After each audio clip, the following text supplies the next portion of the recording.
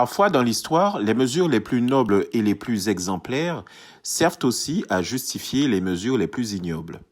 L'acte d'abolition de l'esclavage en 1848 et qui est célébré en ce mois de mai, dans une relative indifférence médiatique et marqué à nouveau par l'absence totale de discours ou de prise de parole du président de la République, n'a pu apporter une solution déterminante à la poursuite de la tragédie coloniale au XIXe siècle.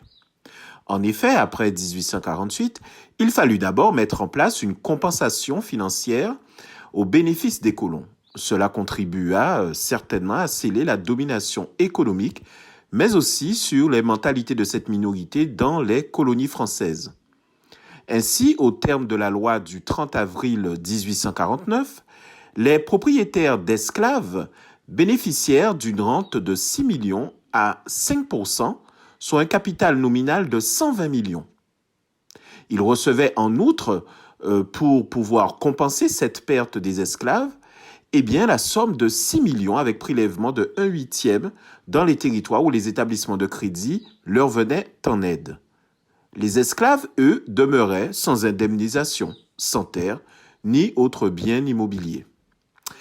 Certes, l'abolition de l'esclavage conférait des droits politiques et juridiques aux anciens esclaves devenus libres, mais la citoyenneté demeurait encore une fiction juridique dans les faits.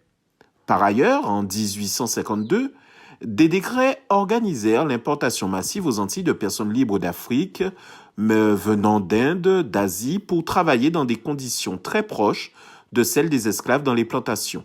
Ce furent les nouveaux engagés. Le retour des institutions républicaines à partir de 1870 en France va introduire quelques bouleversements dans cet enlisement colonial avec notamment l'introduction du suffrage universel.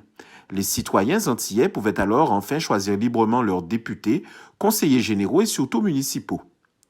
Ainsi, par la politique, on a vu émerger une élite bourgeoise issue des anciens esclaves et qui investit dans les professions libérales et intellectuelle devient une élite politique locale.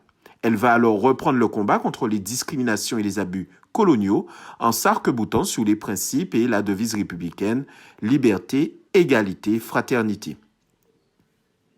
Parallèlement à cette évolution dans les anciennes colonies, la France va, grâce à l'abolition de l'esclavage, pouvoir surtout dérouler sa nouvelle approche de la colonisation dans un cadre de renouvellement des relations internationales. La colonisation, dans la foulée de l'abolition de l'esclavage, devient alors un vaste processus public de déploiement administratif et politique à la place du précédent processus d'exploitation économique semi-public puis privé. Bien entendu, ce nouveau processus est au service d'intérêts également économiques, mais plus industriels et techniques qu'auparavant.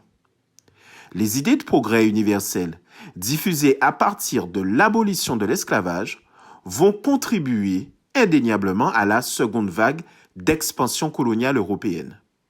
Une vague qui cache en réalité un passage d'un taux de 55% de possession de la surface planétaire par des États européens en 1800 à un taux de 67% en 1878 et après de 85% en 1914.